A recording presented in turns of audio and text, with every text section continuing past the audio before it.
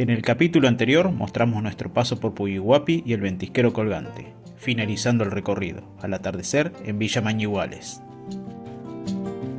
Al día siguiente nos desplazamos hacia el sur, e hicimos la primera parada muy cerca, en un mirador cercano al río Mañiguales. Había unas vistas deslumbrantes de la geografía del lugar, resaltada aún más por las floraciones del lupino y la retama, ambas especies exóticas e invasivas, que no obstante le dan mucho colorido al paisaje.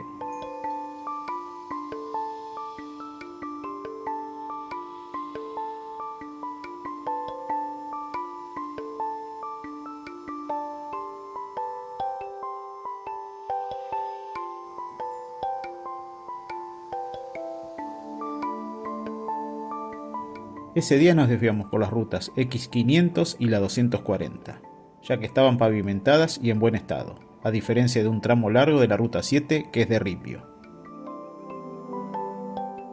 En ese tramo encontramos a un cóndor andino, a relativa corta distancia. Por fortuna había berma para detenerse y un par de imágenes le pudimos tomar.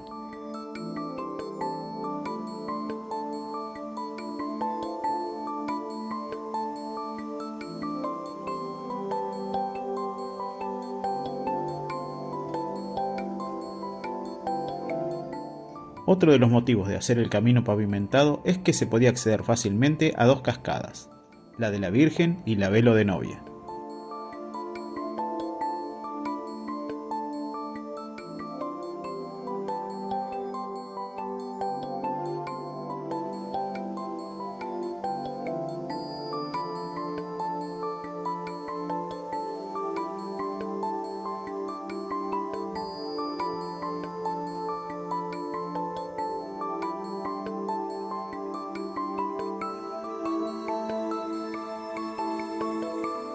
En la última encontramos este cartel. No muy lejos está Coyhaique. Antes de llegar encontramos un tramo de reparación. Aprovechamos algunas paradas para hacer fotos de paisajes.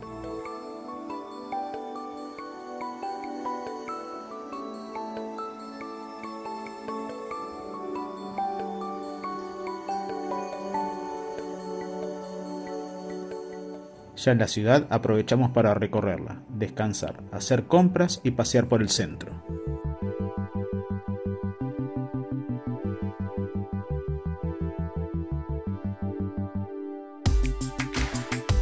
Con 60.000 habitantes, es el poblado más grande en todo el trayecto de la carretera austral.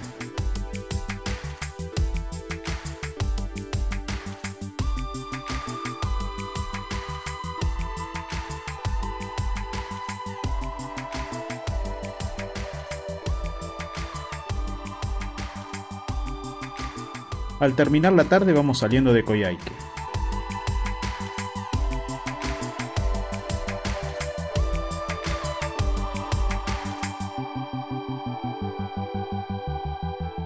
Pasamos por el costado de unos enormes paredones rocosos.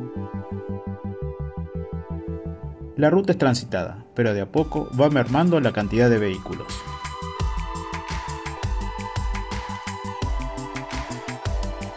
Atraviesa valles fértiles que la gente ha transformado para la producción. El ambiente natural es el ecotono bosque-estepa.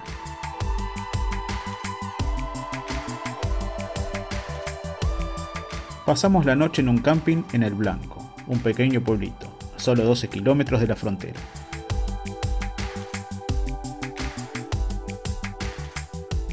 Se llama Las Confluencias y tiene todas las comodidades, además a un buen precio.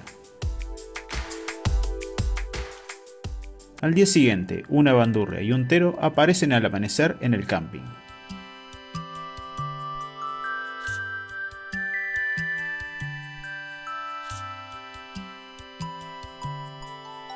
Nosotros seguiremos hacia el sur, rumbo al Parque Nacional Cerro Castillo.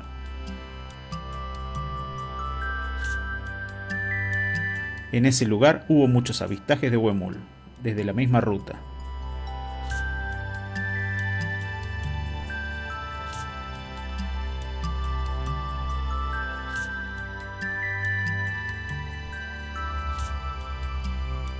Teníamos la ilusión de ver a este ciervo nativo en peligro de extinción, pero no apareció ninguno ante nuestros ojos.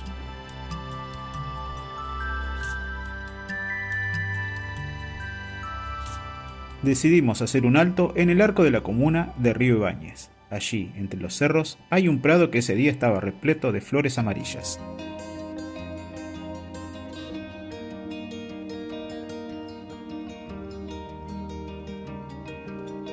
Nos entretuvimos viendo algunos cabecitas negras australes, y sobre todo registrando a la dormilona ceja blanca, de la que no teníamos videos.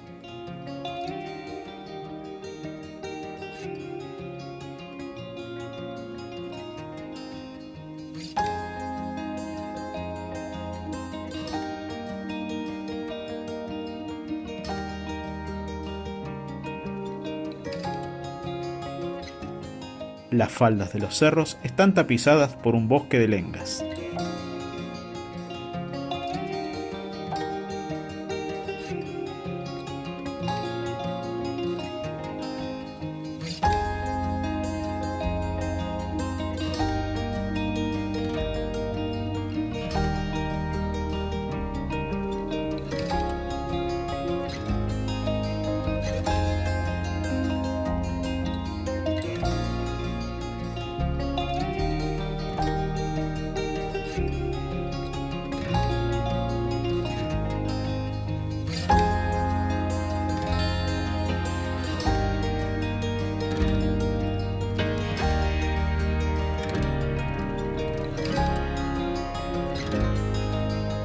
A solo 5 kilómetros la ruta desciende en una serie de curvas pronunciadas. Ese lugar se llama Cuesta del Diablo. En su inicio hay un mirador desde donde se tienen unas vistas alucinantes del valle del río Ibáñez y las cumbres nevadas. La más cercana y notable es la del Cerro Castillo, que llega casi hasta los 2700 metros de altura.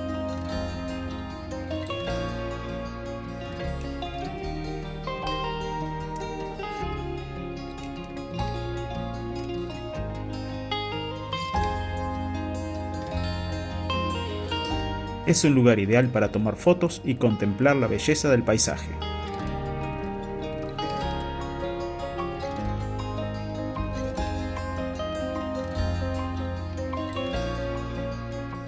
El camino de descenso está en perfecto estado y es muy agradable de transitar. En unos 2 minutos se llega a la intersección con la ruta X65. Aquí se muestra duplicada la velocidad del video.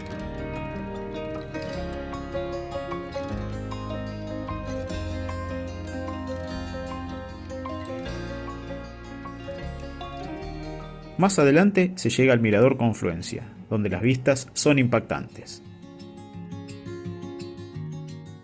La ruta 7 es de ripios desde ese sector en adelante. Solamente un tramo cerca de Cochrane está pavimentado.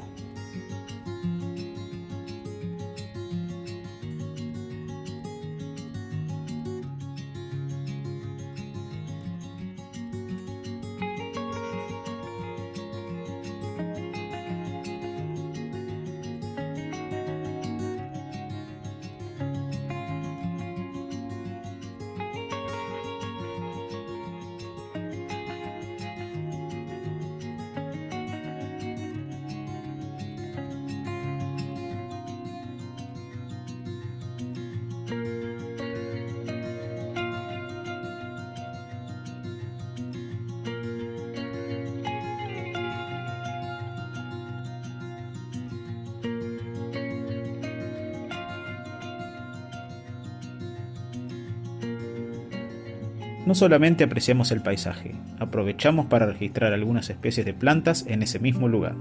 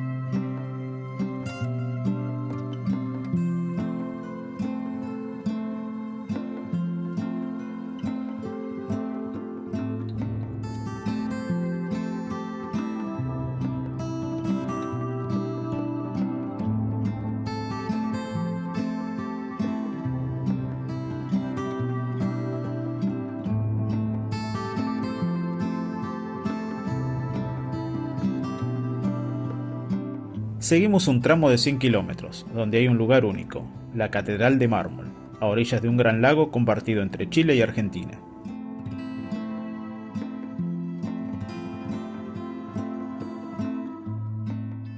Este lago se llama General Carrera en el lado chileno y Buenos Aires en el lado argentino.